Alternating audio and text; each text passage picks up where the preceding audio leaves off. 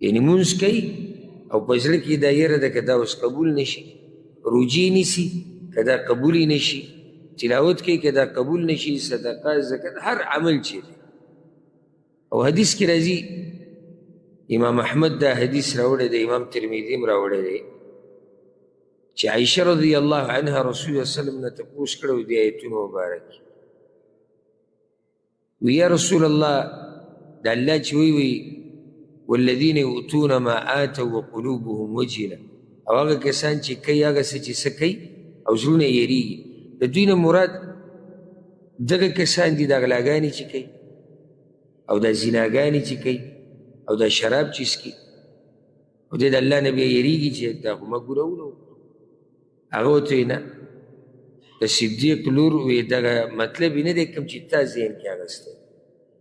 ولكنه الذي يصلي ويصوم ويتصدق.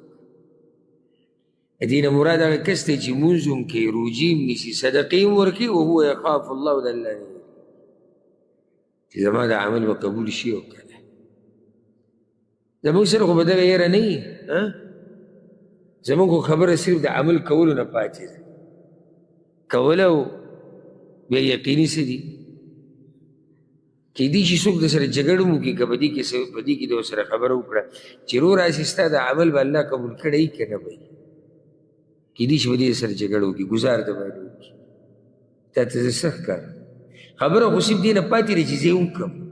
نور خو قبوله ده. نو هغه اوچت مؤمنان ابوبکر صدیق رضی الله عنه مبارک کې راځي چې کله په منځه باندې ودرېدو دا رنګ به یې زیړ شو او د جړا د لاسه به څوک د هغه په تلاوت باندې نه پوهېدو. یره د څه وه چې الله به یې قبول کړي او که نه. دا شان سلف په باره کې راځي، دین د مشرانو باره کې، چې شپږ میاشتې به هغوی دا سوال کوو چې الله زموږ نه روجې قبولې کړه، شپږ میاشتې به سوال کوو چې الله روجه موږ ته راورسوه. شپږ میاشتې رمضان چې به ختم شو، شپږ میاشتې به دا سوال الله ته کوو یا الله قبول کړه. اصل مسله دا ده، اصل مسله دا نه ده د کولو ده، کول اسان دي، خو بیا د چا هغه محنت د الله په در کې قبول دی او د چا هغه نه دی. او ډېره د یېرې خبره ده، لکه اوس مونږ روجه کړې ده او د سحر نه د ماښامو پورې د خېټې د شهوت نه، د عورت د شهوت نه سړي ځان ساتلی او تکلیف تېری، کېدای شي بیماري، کېدای شي بله مسله، او اخري نتیجه دا راوځي چې قیامت پر ورځ الله د هر څه راولي او دې مخ نه ورواچوي. څه وړه خبره خو نه ده چې سړی وایي چې زه عمل کول وبه یې کړي، خو دا ډېره د سوچ خبره ده او د سوچ لایق ده چې دا عمل به قبول شوی او که نه وي، ځکه چې عمل ډېرول دا خو څه خبره نه ده. عمل هغه ډېرول مزه کوي چې هغه قبول شوی د الله په در کې. نو د دې مؤمنانو دا یری چې الله رب العزت به زموږ د عمل دا به قبول کړی او که نه. زموږ په دې زمانه کې هم دغه قصه ده، هر ډله دا وایي، هر ډله کوي نو موږ به یو، دې ته نه ګوري چې زموږ دا خبره، زموږ دا کار دا د قرآن او حدیث سره موافق دی او که نه دی موافق. د دې نه دا مسله راووته چې رب العزت په دین کې دا ډلې ډولې دا نه خوښوي. الله دا خوښوي او شریعت زموږ نه دا غواړي چې امت دې ټول یو وي، په امت کې د اتفاق وي، په اتفاق کې برکت دی،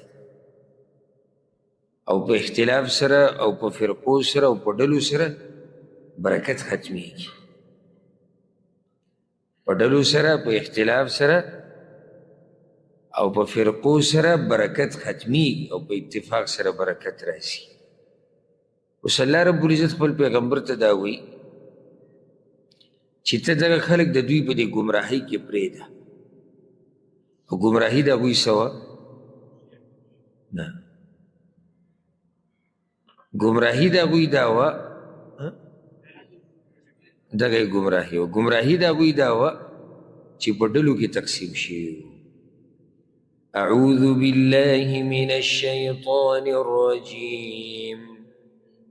بسم الله الرحمن الرحيم فذرهم في غمرتهم حتى حين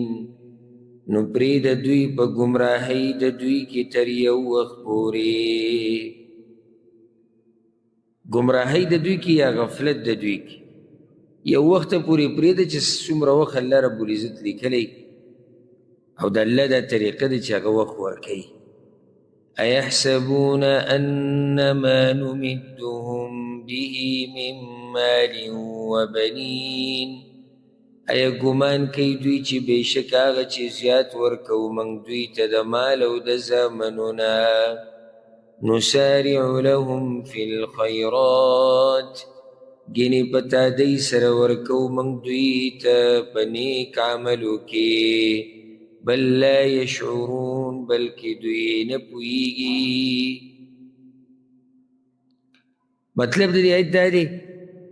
چې دا موږ چې دې خلکو له ټیم ورکړی دی دې نافرمانه خلکو له او دا ډېر د یېرې آیت دی یو سړی دی د الله دشمن او الله ورله ټیم ورکړی نو دی دې دا ګمان نه کوي دا چې الله ماله دا مال ډېری او دا زامن ډېری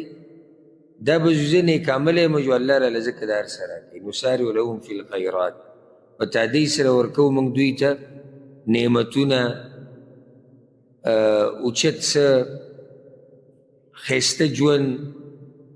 د دوی د دا مطلب نشي چې یاره دا چې الله موږ له راکوي جو موږ څه یو موږ ښایسته خلک یو بل لا یشعرون بلکې دوی نه پوهېږي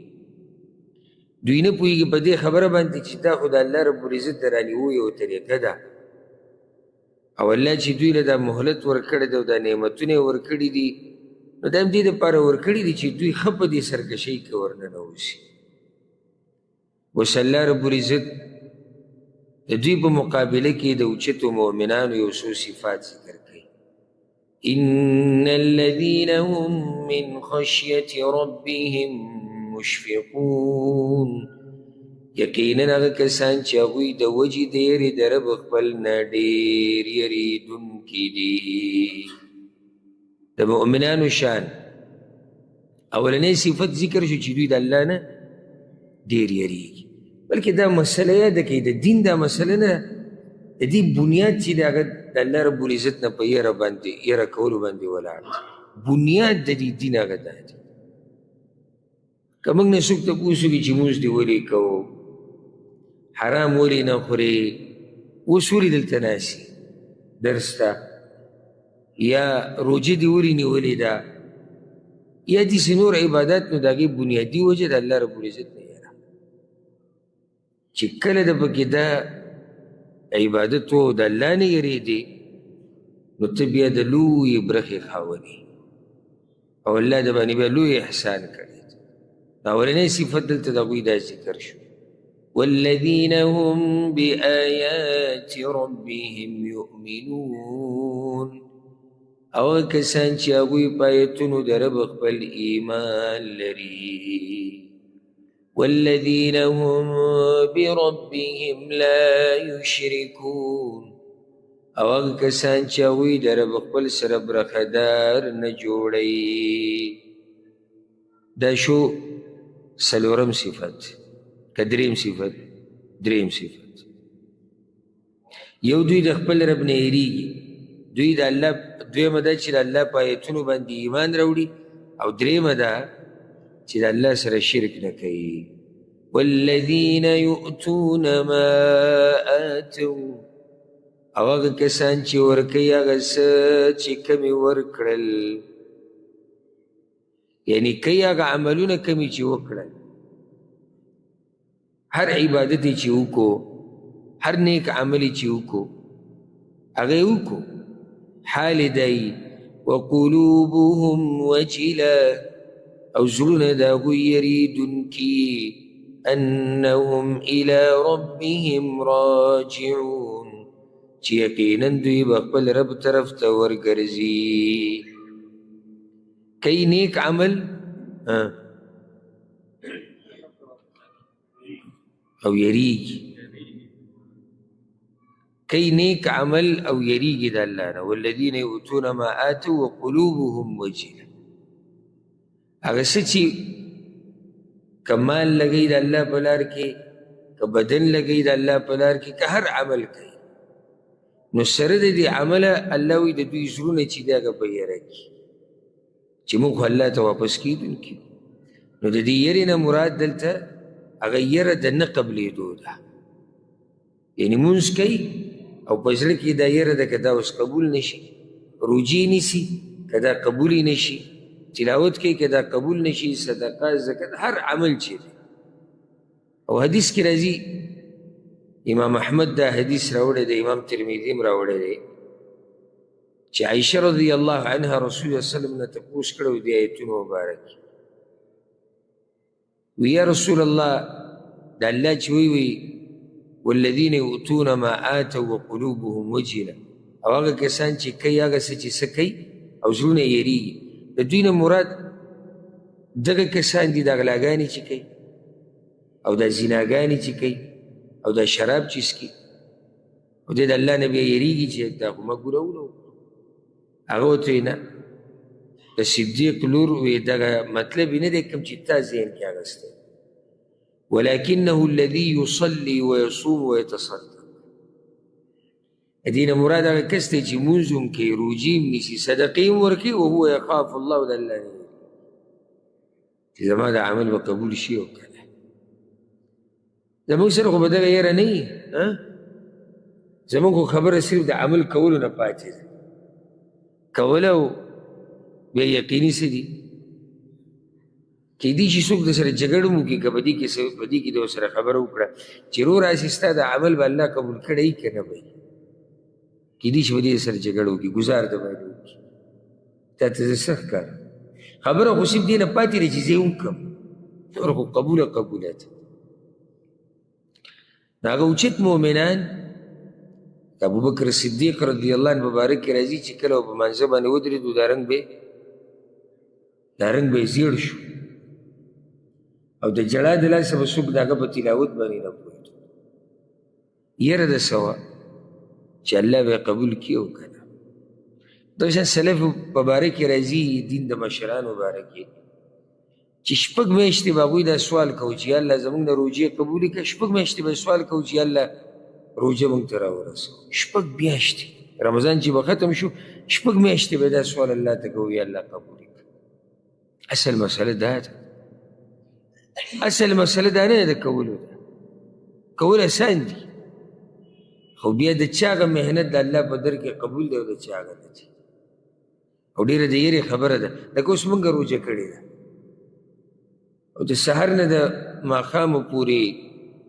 د خېټې د شهوت نه، د عورت د شهوت نه سړي ځان ساتلی او تکلیف تېری، کېدای شي بیماري، کېدای شي بله مسله،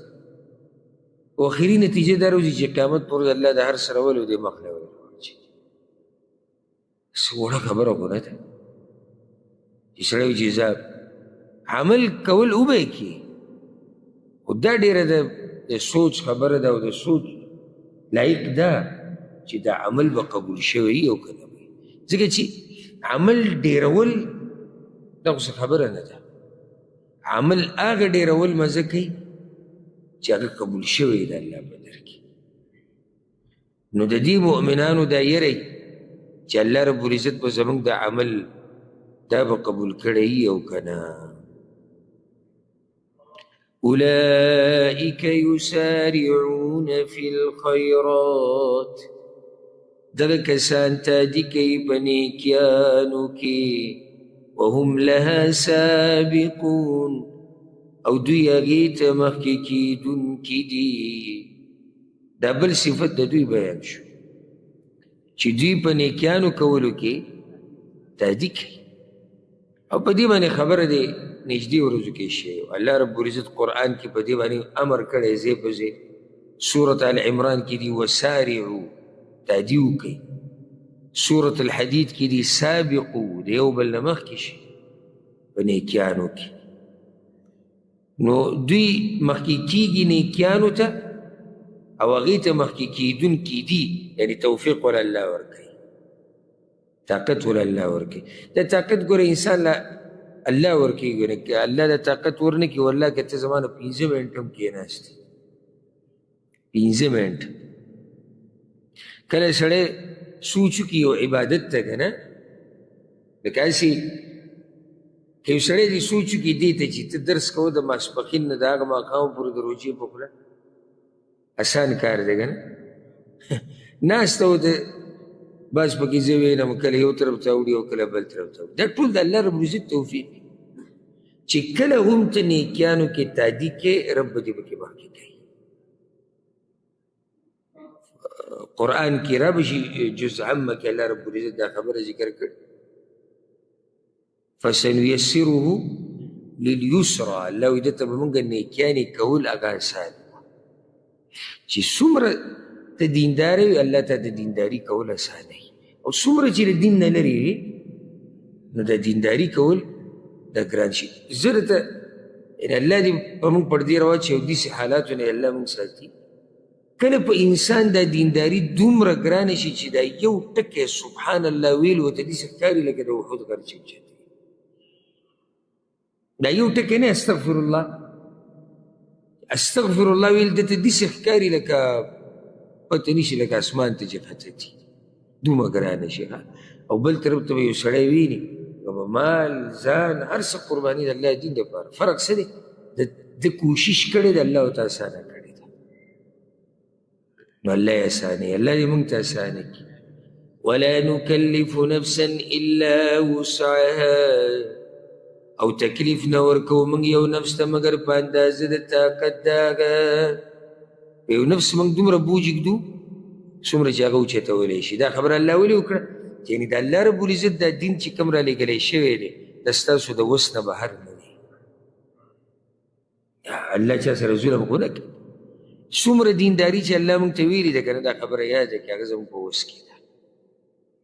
یعنې یو داسې عبادت را پیدا کوي ما ته ووایي چې دا زموږ د وس نه بهر دی یو را پیدا کوي الله چې کوم دین را لېږلی دی دا زموږ په وس کې دی ولدينا كتاب ينطق بالحق او موږ سره کتاب دی چې خبرې به کوي په حق سره وهم لا يظلمون او دوی باندې به ظلم نه کېږي دا کوم کتاب دی الله عملنامه دې کې اشاره عملنامه ده الله رب العزت داسې دین را لېږلی دی چې هغې کې دا دي چې څومره دې وس دی دومره کوه او د الله سره عملنامه ده ستا چې کومه عملنامه ده هغه د الله سره ده په هغې کې بیا تا څه کړي دي څه دې نه دي کړي څومره دین دې منلی دی څومره دې نه دی منلی دا ټولې خبرې په هغې کې لیکلی شي ینطق بالحق یعنې کمې خبرې چې په هغې کې دي هغه ټولې حق او رښتینې خبرې دي نه پکې زیاتې شوی دی نه پکې کمې شوی سورة الجاثیه کې به راشي هذا کتابنا ینطق علیکم بالحق دا زموږ دا کتاب دی عملنامه ده الله وایي دغه دی خبرې کوي که ستاسو هغه اعمال دي څه نور څه خو پکې نشته د دې مبارک کې سورة الانبیا کې هم خبره شوې وه بل قلوبهم في غمرة من هذا بلکې زړونه د دوی په غفلت کې دي د دینه زړونه د دوی په غفلت کې دي د څه نه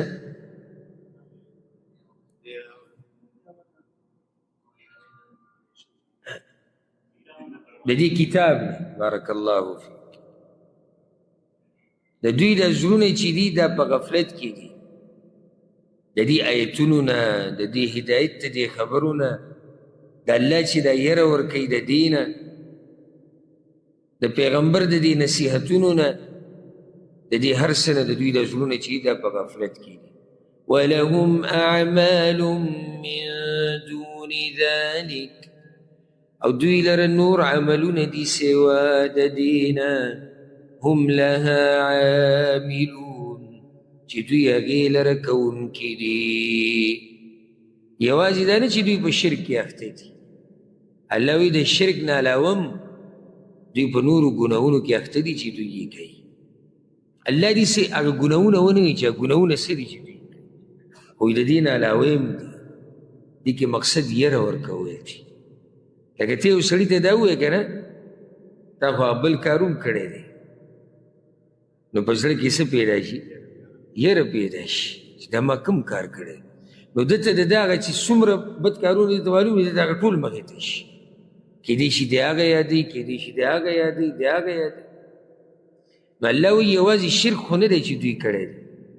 یوازې کفر خو نه دی یوازې د پیغمبر نه انکار خو نه دی ولهم اعمال من دون ذلک د دوی نور هم اعمال دي چې هغه دوی کوي خو د دوی به هله پته ولګي چې کله په دوی باندې عذاب راشي. حتی اذا اخذنا تر دې چې کله راونیسو من مترفیهم بالعذاب مست خلق د دوی نه په عذاب سره. مترفیهم هغه خلق تی مراد دي چې د ډیرو نعمتونو د لاسه مست شوي دي کاواک شوي دي. الله وایي چې کله زه په دوی کې دغه خلق راونیسم که نه په عذاب سره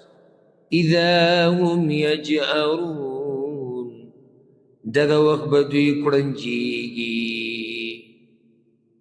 فریاد به کوي. الله رب العزت تشبیه دوی د سپو سره ورکړه والعیاذ بالله. چې کله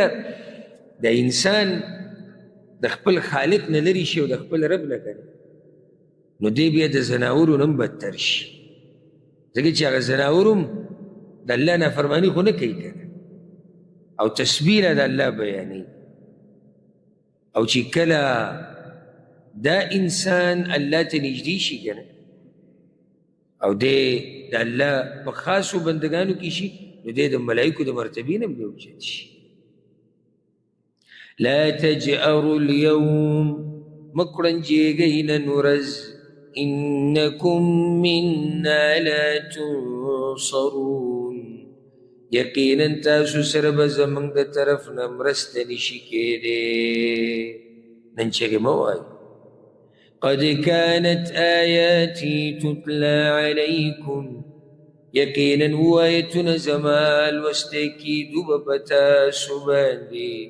فكنتم على أعقابكم تنكصون نوی تاسو چې په پوندو خپلو به اوړېدئ. په پوندو اوړېدو څه مطلب دی؟ نه به منله انکار کول که الله عذاب راوستی دی نو الله ظلم نه دی کړی ځکه چې د الله آیتونه بیان شوي دي ستاسو په باره کې. وفکنتم علی اعقابکم تنکصون هغه تاسو وایي چې د الله آیتونو لم توجه نه ده ورکړې او هغې ته م شا کړي. مستکبرین بی لوی کوونکي یې په دې سره سامرا قصهګوی یې تهجرون پرېښودو به تاسو دی. دا لفظي ترجمه ده څه ورسېدی دي بعض وایي که نه ما لفظي ترجمه کړې ده عجیب یې موږ هم څه نه څه ویلي دي په لفظي ترجمې سره سړی په قرآن نه پوهېږي چې څوک پورې د تفسیر اورېدلی نه او یا دې مطالعه کړی نه. مستکبرین به لوی کوونکي دي دوی په دې حرم سره یعنې د مکې مشرکانو ګوره د الله سره شرک کو پیغمبر یې نه منو قرآن یې نه منو خو دغه یوې خبرې ته یې ډډه لګولې او دا به یې سهار ماښام بیانوله وی موږ د حرم خادمان یو موږ د حرم خادمان یو موږ په غلطه لار نه یو روان موږ ښه صحیح روان لکه ویلې موږ چې وي د حرم خادمان الله وی دوی د دې د لاسه تکبر کوي. سامرا ټولې شپې به یې روڼولي ټوله شپه به ناست او دا قصې به یې بیانولې. سامرا تهجرون یو مطلب دا دی لکه سعید بن جبیر رحمه الله وی قریشو د مشرانو دوی به د کعبې په خوا کې شپې روڼولې ټوله شپه به ناست او قصې به یې کولې موږ او زموږ پلار او زموږ نیکه او دا قصې به یې کولې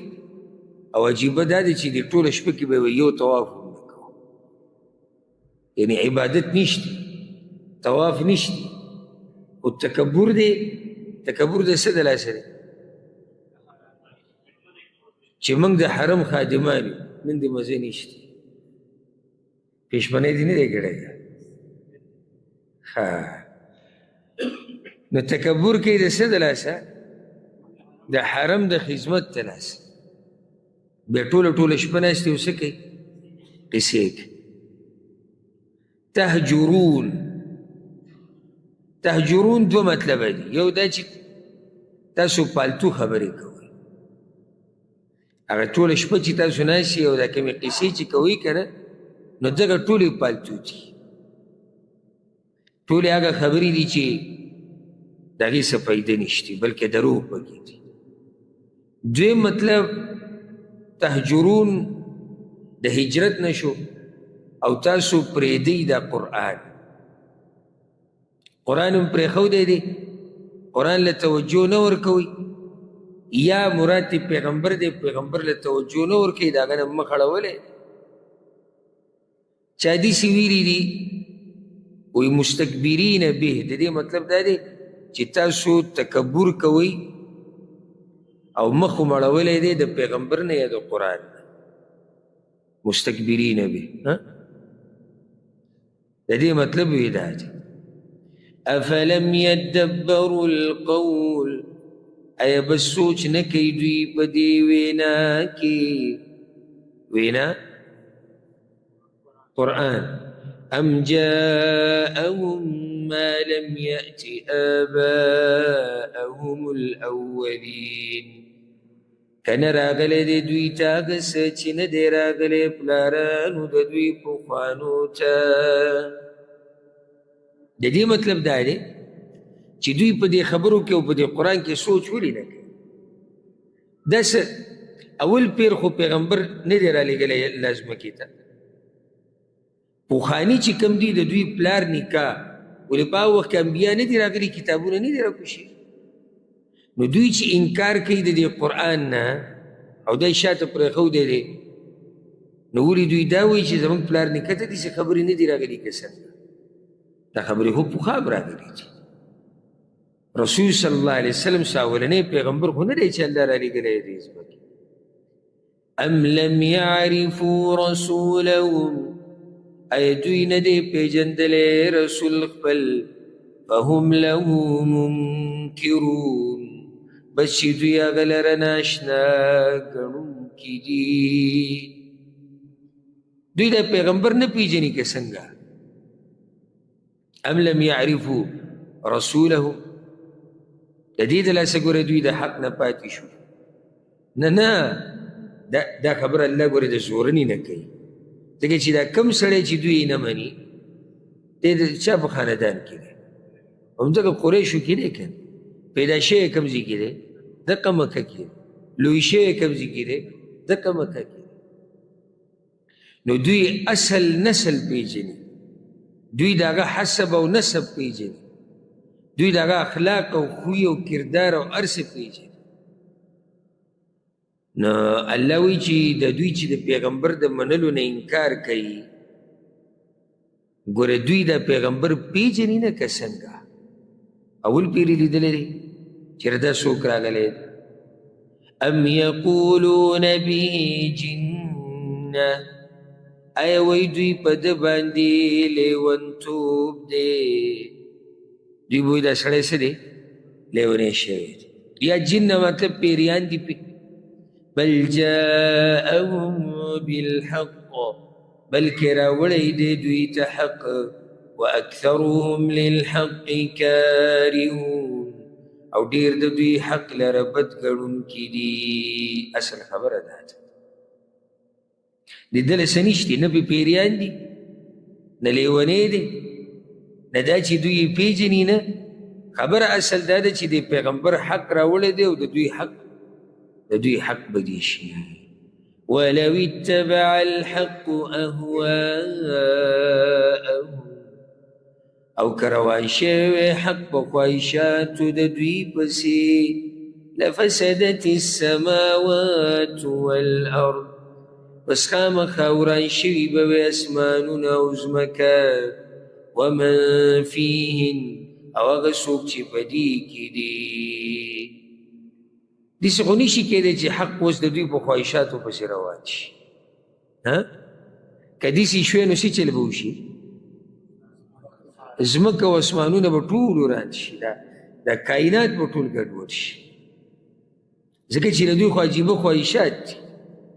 د دوی خو عجیبه قیسې دي، خو دا ټول نظام به ګډوډ شي. نو ځکه دا د الله رب العزت رحم دی. ګورئ ښه چې حق یې د چا د خواهشاتو تابع کړی نه دی. چې لکه دغه پلانی چې عبدالله نومې دی، عبدالله دا وایي چې حق دی دا شي، زه بس حق نن نه دا شو ځکه چې عبدالله یې وایي. سبا له به دلته یو کس دی احمد وایي، هغه وایي نه جي حق ما ته دا نه ښکاري، حق دا دی. زه صحیح شو جي چې احمد دا وایي جو حق نن نه دا شو. الله وایي دا خو به نظام ټول ګډوډ شي. اوس ګوره خواهشات د مشرکانو څه وایي؟ وایي دا ملایک د الله لونه دي. نو که چېرته حق د دوی د خواهشاتو تابع شي نو بیا به دا خبره مني، بیا به دا ثابتې. هغه وایي د الله سره برخدار شتي، دا بوتان دي که دا بوتان د الله سره برخدار دي. نو که چېرته د هغوی د خبرې مطابق او خواهشات، که حق د هغوی د خواهشاتو موافق شي نو بیا خو به دا خبره مني. او داسې نورې ډېرې خبرې الله وایي داسې نشي کېدی. که چېرته داسې وې نو بیا به څه چل شوی وی؟ د ځمکه او اسمان او د دې د نظام او دغې چې څوک دي دا ټول به خراب شوي او ګډوډ شوي وو. بل اتیناهم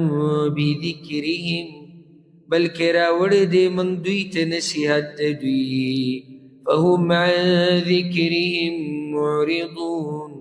نو دوی د نصیحت خپل نه مخ اړوونکي دي، بدبخته دي. د قرآن کې دوی نصیحت او ذکر عزت ته م وایي. دا خبره تر شنایت مخکې هم تېر شوې. نو بیا مطلب دا شي چې موږ دوی ته داسې خبرې رالیږلي دي چې د هغې په منلو کې د دوی څه دی. نن داسې ښکاري لکه یو کم دېرشمه روژه چې دا ښه تا د هغه ځای نه اواز وکړو.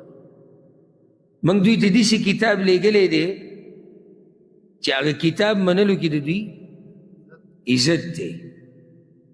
خو دا دومره کم عقلان دي چې دوی د خپل عزت نه مخ اړوونکي دي، عزت نه غواړي د دنیا او د آخرت.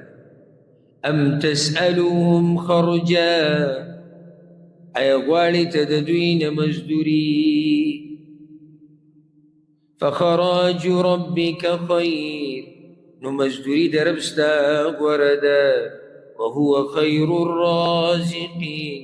او هغه غوره رزق ورکوونکی دی. پیغمبره د دوی چې ستا دې دعوت ته غاړه نه ږدي چې ګوره د دې د لاسه چې دی به زموږ نه مزدوري وغواړي، نو ته خو د دوی نه مزدوري نه غواړي. فخراج ربک خیر، ته خو هغه څه غواړې او د هغه څه دپاره لګیا چې ستا د رب سره دي، او هغه بدله خو ډېره غوره ده. نو دا بخیلان که دې یره کي چې دی زموږ نه دنیا او مزدوري غواړي، نو مزدوري خو ته نه غواړي. وإنك لتدعوهم إلى صراط مستقيم، او یقینا تخام خارابلی، او یقینا تخام خارابلی دوی لرلاری نیغتا. وإن الذين لا يؤمنون بالآخرة،